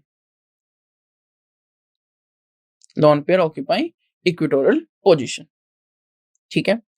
I hope यहां तक आपको क्लियर होगा। तो आंसर क्या मैच कर रहा है, BrF3 मॉलिक्यूल। जब हम BrF3 को देखेंगे तो 7 हेलोजन का हो गया, प्लस 3 हो गया, डिवाइड बाय 2 हो गया, और ये आ गया 5, मतलब ये मैच कर गया AB5 से, मतलब TBP इसकी ज्योमेट्री हो गई। पर क्योंकि 5 में से आपको पता लग गया कि बॉन्ड पेयर 3 है और लॉन पेयर 2 है, तो मतलब ये किससे मैच कर गया, AB3L2 से, और AB3L2 का मतलब हो गया कि 2 लॉन पेयर्स आ चुके हैं। कहां पर? एक लॉन पेयर आप यहाँ पे बना दीजिए, एक बी इधर, एक बी इधर, और एक बी इधर। और अगर आपको इसकी शेप बनानी है तो आप बी की जगह एफ रख दीजिए और ए की जगह BR रख दीजिए, तो आपको पास टी शेप वाला मॉलिक्यूल आ जाएगा जो कि BrF3 होगा, और जिसमें 2 लॉन पेयर यहाँ पे प्रेजेंट होंगे। लॉन पेयर रिपल्शन सबसे ज्यादा होता है, इसलिए इनको इक्वेटोरियल पोजीशंस पर भेजा जाता है। कह रहा था lone pairs occupy equatorial positions to minimize lone pair bond pair repulsion, बिल्कुल ठीक बात। बॉन्ड पेयर रिपल्शन गलत बात। Lone pair repulsion and lone pair bond pair repulsion बहुत, हाँ देखो इसमें दोनों रिपल्शन है, लॉन पेयर बॉन्ड पेयर वाली और लॉन पेयर वाली। तो सी आंसर होना चाहिए। क्या आप क्या कहते हैं बताइए क्विकली? Option D. क्या कह रहा है ऑप्शन डी? ऑप्शन डी क्या कह रहा है? Lawn pair repulsions. तो जो पॉसिबली जो है वो लॉन पेयर रिपल्शंस को, मतलब BrF3 मॉलिक्यूल की टी शेप है, sp3d हाइब्रिडाइजेशन है, but it's geometry is, its shape is T shape, its shape is T shape, और ज्योमेट्री इज, बताइए क्विकली, डिस्टॉर्शन ज्योमेट्री है TBP की, ठीक है। इसकी ज्योमेट्री क्या हो जाती है? ज्योमेट्री जो है वो TBP है, ट्राइगोनल बाइपिरामिडल, जो डिस्टॉर्ट हो जाती है और शेप बन जाती है इसकी T shape, due to distortion of geometry from trigonal bipyramidal to T shape by the involvement of lone pair repulsions. मतलब लॉन पेयर रिपल्शंस को कम करने के लिए, लॉन पेयर रिपल्शंस को कम करने के लिए, तो वैसे तो इसमें दोनों रिपल्शंस है, देखो बॉन्ड पेयर भी है, लॉन पेयर भी है, और लॉन पेयर बॉन्ड पेयर भी है, इसीलिए सी ऑप्शन की तरफ नहीं जाना है। ये मैंने मिस्टेक करके आपको दिखाई है, क्योंकि मैंने देखा है 90% बच्चों ने ये मिस्टेक करी थी। जब भी क्वेश्चन एग्जाम में आया था तो 90% बच्चे मिस्टेक करके आगे। क्यों? क्योंकि उन्होंने क्या देखा, उन्होंने सीधा देखा ऑप्शन सी दिया, इसलिए लॉन पेयर भी और लॉन पेयर बॉन्ड पेयर भी। आप मुझे बताइए क्या इसके अंदर बॉन्ड पेयर नहीं है? तो फिर बॉन्ड पेयर को कैसे इग्नोर कर सकते हैं आप? नहीं कर सकते ना। तो लॉन पेयर बॉन्ड पेयर और बॉन्ड पेयर तीनों रिपल्शंस इसके अंदर प्रेजेंट हैं। बट हमने सिर्फ कौन सी देखनी है, वो उसने इक्वेटोरियल पर क्यों भेजा है लॉन पेयर्स को, ताकि लॉन पेयर रिपल्शंस क्या हो सके, मिनिमाइज हो सके। लॉन पेयर रिपल्शंस क्या हो सके, मिनिमाइज हो सके। इसलिए BrF3 मॉलिक्यूल में लॉन पेयर्स ऑक्यूपाई करेंगे इक्वेटोरियल पोजीशंस को, इक्वेटोरियल पोजीशंस को, ठीक है। I hope this is clear. चलिए, इस चीज को आपको क्या रखना है, विशेष रूप से अपने माइंड में रखना है, क्योंकि ऑप्शंस इस तरीके से सेट किए जाते हैं ताकि आप गलतियां करें। गलतियों से बचने के लिए मैं आपको गलती करके दिखाता हूं, ताकि आप वो गलती आपके माइंड में, मैं बार बार वही बात बोलता हूं कि लास्ट तक बनी रहे और आप उस गलती को ना करें फिर दोबारा से, ठीक है। Very good very good. Repulsions का आपने ऑर्डर दिया है, मतलब लॉन पेयर और रिपल्शन की स्पेलिंग हम देख लेंगे, बस बाकी सब ठीक है। Very good. लॉन पेयर सबसे ज्यादा रिपल्शन, देन लॉन पेयर और फिर बॉन्ड पेयर। तो ऑप्शन डी आपका करेक्ट आंसर होगा। मूव करेंगे आपके इस शेप पे जो कि मैं बना भी चुका था। ये लॉन पेयर है, तो lone pair repulsion, lawn pair bond pair repulsion और बॉन्ड पेयर रिपल्शन। ठीक है, तो लॉन पेयर रिपल्शन जो आप देखेंगे, उसने कहा लॉन पेयर बॉन्ड पेयर कितनी रिपल्शन है, तो वो आप देख सकते हैं ये लॉन पेयर कहां पे प्रेजेंट है उस तरीके से। ठीक है, चलिए मूव करेंगे नेक्स्ट बात पर। Question number 13। क्वेश्चन नंबर 13 कह रहा है BF3 इज प्लेनर। बिल्कुल हमें पता है BF3 is planar, trigonal planar इसकी शेप होती है। हाइब्रिडाइजेशन इसकी आप देख सकते हैं सिग्मा सिग्मा सिग्मा sp2 होगी। बिल्कुल ठीक बात है, ट्राइगोनल प्लेनर इसकी शेप होगी। एक प्लेन में 4 एटम्स बैठे हुए हैं, एक बोरोन और 3 फ्लोरीन। एंड इलेक्ट्रॉन डेफिशिएंट है, हाँ बिल्कुल 6 इलेक्ट्रॉन सिस्टम है, लुईस एसिड की तरह काम करते रहता है। हाइब्रिडाइजेशन मैंने बता दी, सिंपल सा कॉन्सेप्ट मैंने हाइब्रिडाइजेशन का आपको बताया। क्या कॉन्सेप्ट बताया मैंने, ये बताया कि हाइब्रिडाइजेशन काउंट करने के लिए आप number of sigma bond count कर लीजिए प्लस लॉन पेयर जो कि रेजोनेंस में पार्टिसिपेट नहीं कर रहे हैं, क्योंकि इसके पास लॉन पेयर्स अवेलेबल ही नहीं है, तो सिर्फ सिग्मा बॉन्ड्स काउंट किए। 3 सिग्मा बॉन्ड्स हैं BF वाले, तो हमने देख लिया कि 3 सिग्मा बॉन्ड से नंबर आया 3, तो जिसमें से एक S को दे दिया, 2 P को दे दिया, हाइब्रिडाइजेशन sp2 हो गई। तो sp2 एंड 6 वाला आंसर मैच कर गया option C. Clear? Very good. Option C is the correct answer. Perfect, everyone. Hybridization of central atom can be calculated by using this formula. आप ये फॉर्मुलेज भी use कर सकते हैं, बट मैं तो शॉर्ट ट्रिक बताऊंगा आपको ताकि क्वेश्चंस जल्दी हो, जल्दी और सही। That is important. प्रेसाइज भी होना है और स्पीड भी लानी है। ठीक है, एक्यूरेट भी चलना है। Hybridization is equal to half number of valence electrons plus number of side atoms minus positive charge plus negative charge. Number of valence electrons of central atom BF3 था ना, number of valence electrons of central atom plus number of side atoms. Electron configuration boron का होता है 1s2 2s2 2p1, 5 atomic number होता है, तो number of valence electrons आगे 3। Side atoms कितने हैं, electrons in the last shell n is equal to जो 2 है उसमें कितना electron in the last shell, जो कि n की वैल्यू 2 है, लास्ट शेल कौन सी है 2, उसमें इलेक्ट्रॉन्स प्रेजेंट कितने हैं 2 और 1 3 प्रेजेंट है। ठीक है, तो इसका मतलब क्या हुआ, नंबर ऑफ साइड एटम्स कितने 3 फ्लोरीन एटम्स, तो हाफ 3 + 3, कोई नेगेटिव कोई पॉजिटिव नहीं, तो नंबर आया 3। Hybridization of boron in BF3 is sp2। Number of electrons around central atom boron in F3, number of electrons in 3 sigma bonds, वो हो जाएंगे आपके एक बॉन्ड में होते हैं 2 इलेक्ट्रॉन्स, तो 3 BF bonds into 2 electrons in 1 sigma bond, तो 6 इलेक्ट्रॉन्स टोटल हो जाएंगे। तो इतना लॉन्ग सॉल्यूशन, तो ये सब्जेक्टिव टाइप का सॉल्यूशन हो गया समझाने के लिए आपको, बट जो हमें आंसर करना है वो शॉर्ट ट्रिक और अप्रोच से करना है, तो आपको शॉर्ट ट्रिक्स पता होनी चाहिए। क्लियर? और क्विक आंसर करना है। Very good, perfect. Let's move to the next question. Question number 14 क्या कह रहा है, क्वेश्चन नंबर 14 कह रहा है विच of the following molecule is non polar in nature. बताइए, नॉन पोलर आपको बताना है, मतलब जिसकी डायपोल मोमेंट 0। ये क्वेश्चन नहीं बता सकते आप, बिल्कुल बता सकते हैं। आंसर बताइए quickly, I am waiting for you. देखते हैं आंसर पता लग गया क्यों। जो रेगुलर ज्योमेट्रीज होती हैं जिनके अंदर बॉन्ड पेयर्स ही बॉन्ड पेयर्स हैं, जिनके अंदर लॉन पेयर्स नहीं है, वो आपके क्या शो करेंगे, पोलरिटी 0 शो करेंगे, मतलब डायपोल मोमेंट 0 शो करेंगे। जो सिमेट्रिकल ज्योमेट्रीज हैं वो 0 डायपोल मोमेंट शो करेंगे। आप कह रहे हैं option B, option B is it possible, क्या इसकी ज्योमेट्री इस टाइप की होगी। आपको मैं एक हिंट देता हूं, nitrogen, phosphorus, arsenic, antimony, bismuth, इनके जो आपके हलाइड्स हैं, जैसे आपके PCl5, जैसे आपका SbCl5, PCl5 की TBP ज्योमेट्री है, तो TBP एक रेगुलर ज्योमेट्री है, कोई लॉन पेयर नहीं है जिसमें डायपोल मोमेंट 0 होती है, तो क्या SbCl5 में भी डायपोल मोमेंट 0 होगी, और डायपोल मोमेंट अगर 0 है तो नॉन पोलर होगा। अच्छा, किसी ने आंसर दिया A, किसी ने आंसर दिया B, बट आपने मेरी बात पे वो वाला ध्यान नहीं दिया जो मैं चाहता हूं कि आप वो ध्यान दें। मैं आपसे बार बार रिपीट कर रहा हूं, regular geometry only bond pair वाले ज्योमेट्रीज में, जिनमें लॉन पेयर्स नहीं है, जो ज्योमेट्री डिस्टॉर्टेड नहीं है, उनमें डायपोल मोमेंट 0 होती है, जो सिमेट्रिक होती है। तो अगर मैं आंसर की तरफ मैच करूं तो आंसर C मैच करेगा। क्यों मैच करेगा, क्योंकि SbCl5 है, AB5 से मैच कर रहा है, AB5 टाइप से मैच कर रहा है, इसका मतलब बॉन्ड पेयर ही बॉन्ड पेयर है, लॉन पेयर नहीं है। जब आप POCl3 हाइब्रिडाइजेशन को देखेंगे तो आप क्या देखेंगे, POCl3 हाइब्रिडाइजेशन के केस में मैंने क्या देखा, हाफ इंटू 8 कहां से आया, सेंट्रल एटम आप फाउंड करेंगे, तो जो लीस्ट इलेक्ट्रोनेगेटिव है वो सेंट्रल एटम बनेगा, मतलब फॉस्फोरस। फॉस्फोरस के लास्ट शेल में 5 इलेक्ट्रॉन। अब क्योंकि हम सिर्फ मोनोवैलेंट को देखते हैं और चार्ज को देखते हैं, चाहे नेगेटिव है या पॉजिटिव है, बट ये ऑप्शन डाइवैलेंट है तो उसको काउंट नहीं करेंगे, तो 5 + 3 / 2 मतलब 8 / 2 4, तो 4 नंबर आया। 4 टोटल पेयर आ गए। बॉन्ड पेयर कितने हैं? बॉन्ड पेयर के टाइम पे चारों को देखेंगे, 3 और 1 4, ठीक है। उस डबल बॉन्ड वाले को सिंगल बॉन्ड काउंट करके चलेंगे और लॉन पेयर हो गए 0। बॉन्ड पेयर अगर 4 हैं और लॉन पेयर 0 हैं तो ये मैच किससे करना चाहिए? आप मुझे क्विकली बताइए। बॉन्ड पेयर अगर 4 हैं, लॉन पेयर 0 हैं तो ये मैच करना चाहिए AB4 टाइप से। और इसके हाइब्रिडेशन क्या हो जाएगी? sp3। आप देख सकते हैं इसकी शेप POCl3। शेप टेट्राहेड्रल है, ज्योमेट्री भी टेट्राहेड्रल है, dipole moment not equal to 0 है। डाइपोल मोमेंट क्या है? Not equal to 0। तो POCl3 क्या है? Polar in nature. Polar in nature, ठीक है। क्यों है ये पोलर? क्योंकि इसके अंदर सारे एटम्स सेम नहीं है और यहां पे क्या आ चुका है? डबल बॉन्ड ऑक्सीजन, एक डाइवेलेंट एटम आ चुका है। अगर मोनोवेलेंट की जगह डाइवेलेंट एटम आता है तो आपको ये ध्यान रखना है, वो सिमेट्रिकल वाली बात वहां पर फेल हो जाती है। इस बात का विशेष ध्यान रखना, इसीलिए एग्जांपल मैंने आपको पूरा सॉल्व करके दिखाया। बी अगर चेक करें तो CH2O हाइब्रिडाइजेशन इसकी हो जाएगी 1/2 वही आप तरीके से चेक करेंगे तो 3sp2 और इस टाइप की आएगी जो ये भी इधर जाएगा, ऊपर की तरफ जाएगी टोटल डाइपोल मोमेंट ओवरऑल। तो इसकी ट्राइगोनल प्लेनर शेप हो गई, ज्योमेट्री भी वही होगी और डाइपोल मोमेंट इसकी नॉन जीरो होगी। डाइपोल मोमेंट क्या होगी? Non zero. तो CH2 पोलर हो गया नेचर में। किसमें हो गया? नेचर में पोलर। अगर SbCl5 देखे तो 1/10 वही 5 sp3d हाइब्रिडाइजेशन होगी, AB5 टाइप का होगा। बॉन्ड पेयर है सारे, लॉन पेयर 0 है और सारे एटम्स सेम है, सिमेट्रिकल शेप है। तो ट्राइगोनल बाइपिरामिडल ज्योमेट्री और शेप होगी और डाइपोल मोमेंट क्या होगी? इसकी 0 होगी। डाइपोल मोमेंट क्या होगी इसकी?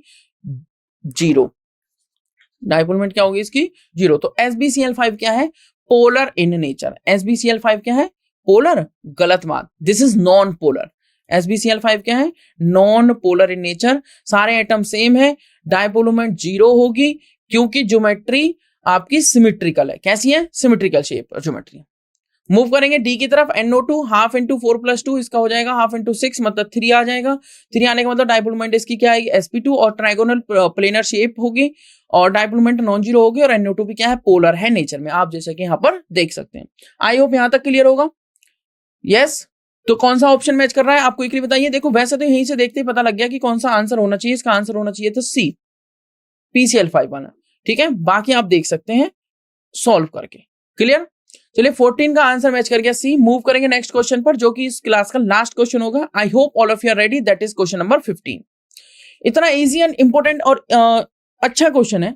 Consider the molecule CH4NH3H2O which of the given statement is false. अब आप मुझे क्विकली बताइए CH4 की ज्योमेट्री और शेप सेम होंगी या अलग होंगी? पहले तो ये बताइए, कौन बताएगा? I am watching your chats, तो टेल मी कि CH4 की ज्योमेट्री और शेप सेम होंगी या डिफरेंट होंगी? लेट्स सी कौन कौन एक्टिव है, क्विकली बताइए। CH4 के बाद NH3 बताइएगा और फिर H2O बताइएगा। Yes same, very good. CH4 के केस में ज्योमेट्री और शेप सेम रहेंगे क्योंकि ओनली बॉन्ड पेयर्स रहेंगे। AB4 टाइप का है, टेट्राहेड्रल ज्योमेट्री रहेगी और टेट्राहेड्रल शेप रहेगी। बट ये AB3L टाइप का है तो इसके केस में ज्योमेट्री और शेप डिफरेंट रहेंगी, मतलब ज्योमेट्री तो टेट्राहेड्रल ही है और शेप इसकी हो जाएगी ट्राइगोनल पिरामिडल। और H2O आपका AB4 टाइप का नहीं है, ये AB2L2 टाइप का है, AB4 से ड्राइव हुआ है और AB2L2 टाइप की शेप V शेप हो जाएगी और इसका जो ज्योमेट्री और शेप वो डिफरेंट होंगी, सेम नहीं होंगी। कह रहा है कौन सी स्टेटमेंट फॉल्स है? फिर से फॉल्स पूछा हुआ है। बहुत से बच्चे मिस्टेक कर जाते हैं, बहुत लार्ज परसेंटेज में नहीं, बहुत कम परसेंटेज में, कि ये करेक्ट ऑप्शन को मैच करके आ जाते हैं। तो कह रहा था HOH bond angle in H2O is larger than the HCH bond angle in CH4। CH4 में ओनली बॉन्ड पेयर रिपल्शन है, जबकि HOH में आपकी लॉन पेयर रिपल्शन भी है। तो अगर मैं एंगल काउंट करूंगा ये वाला, तो यहां से ये रिपल्शन कर रहा है, ये रिपल्शन कर रहा है, तो एंगल थोड़ा सा शॉर्ट होना चाहिए, कम हो जाएगा।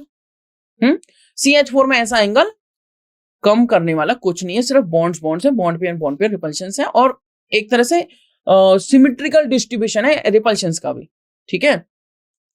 नेक्स्ट कह रहा है HOH bond angle in H2O is smaller than the NH3। The SCH bond angle in CH4 is larger than the NH3 और SCH bond angle in CH4, the NH3 and HNH bond angle in NH3 and HOH bond angle in H2O all are greater than 90 degree। बस आपको shape और geometry की बना के और इनको solve करना है, एकदम से इजी है। मैं आपको इसको सॉल्यूशन के साथ दिखाता हूँ। आंसर इसका ए होगा, क्योंकि as the lone pair, number of lone pair, देखो जैसा कि मैंने आपको बताया, उसने कहा है कि given statement is false, HOH bond angle in H2O is larger than the CH4 angle, मतलब CH4 से भी बड़ा एंगल, छोटा होना चाहिए बड़ा होना चाहिए। आप सोचिए आंसर ए होगा। कैसे? क्योंकि अगर number of lone pair of electrons on central element increase करेंगे तो repulsions between those lawn pair of electrons भी इंक्रीज करेंगे, जैसा कि मैंने आपको H2O की शेप बना के दिखाया था, और बॉन्ड एंगल उस केस में डिक्रीज करेगा। जो मॉलिक्यूल्स के जो बॉन्ड एंगल होंगे, क्योंकि इसमें सिर्फ बॉन्ड पेयर है, तो आइडियल बॉन्ड एंगल है ये। कैसा बॉन्ड एंगल है? आइडियल टेट्राहेड्रल एंगल है, जो कि 109.5 है, राइट। उसके बाद no lone pair of electrons. उसके बाद आप यहां पर देख सकते हैं NH3 के केस में एक लॉन पेयर प्रेजेंट है, तो थोड़ा सा बॉन्ड एंगल कम हुआ, कितना? 107.5 डिग्री। H2 के केस में दो लॉन पेयर है तो 104.45 डिग्री। तो number of lone pair increases on central element, definitely bond angle decreases, ठीक है, due to increase in lone pair bond pair repulsions. इस वजह से लॉन पेयर ऑफ इलेक्ट्रॉन्स अगर बढ़ेंगे तो डेफिनेटली रिपल्शंस बढ़ेंगे और बॉन्ड एंगल कम होगा। तो CH4 जो टेट्राहेड्रल है, प्रॉपर्ली कोई लॉन पेयर नहीं है, उसका एंगल आप देख सकते हैं, फिर NH3 का देख सकते हैं, फिर H2O का देख सकते हैं, और उसके अकॉर्डिंग आप आंसर मैच कर सकते हैं। वो कह रहा है कि सारी स्टेटमेंट्स करेक्ट है, बट HOH का बॉन्ड एंगल जो कि लगभग 104.45 डिग्री है, और CH4 का बॉन्ड एंगल जो कि 109.5 डिग्री है, तो HOH का जो बॉन्ड एंगल है वो H2O में कम है, ना कि लार्ज है। तो ऑप्शन ए आपका इस केस में सही होगा, क्योंकि उसने गलत स्टेटमेंट पूछी हुई है, तो आपका आंसर हो जाएगा ऑप्शन ए। आई होप यहां तक आपको समझ में आया होगा कि किस तरीके से हमें क्वेश्चंस में अप्रोच लगानी है। अपनी नेक्स्ट क्लास में हम नेक्स्ट टॉपिक्स को डिस्कस करेंगे। नेक्स्ट टॉपिक्स को एक बार क्विकली ओवरव्यू लेंगे, उनकी समरी देखेंगे, और फिर हम आगे की वही नीट की PYQs डिस्कस करेंगे उन टॉपिक्स के बेस पर, ठीक है। तो नेक्स्ट क्लास में हम केमिकल बॉन्डिंग के बचे हुए टॉपिक्स को भी डिस्कस करेंगे, ठीक है, जो कि हमारे होंगे जैसे MOT और बॉन्डिंग, हाइड्रोजन बॉन्डिंग, ठीक है। तो आई होप आपको यहां तक समझ में आया होगा कि किस तरीके से हमें अप्रोच लगानी है किस क्वेश्चन में। मैंने बहुत सारे टाइप के क्वेश्चंस आपके लिए प्रोवाइड करे हैं, डिफरेंट कॉन्सेप्ट के बेस पर, गलतियां भी करके दिखाई हैं, ताकि आप उन गलतियों से बचें, क्योंकि गलतियां करने से आपके माइंड में वो गलतियां आगे तक रहती हैं, और दोहराने वाली जो प्रोसेस है, रिपीट करने वाली, वो थोड़ी सी कम हो जाती है, ठीक है।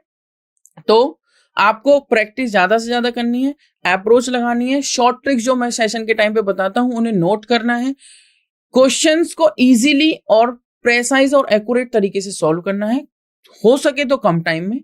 अभी के लिए टाइमिंग ज्यादा भी है, तो उस बात से ज्यादा, बहुत ज्यादा आपको चिंता नहीं करनी है, वो धीरे धीरे टाइमिंग कम हो जाएगी। क्लियर?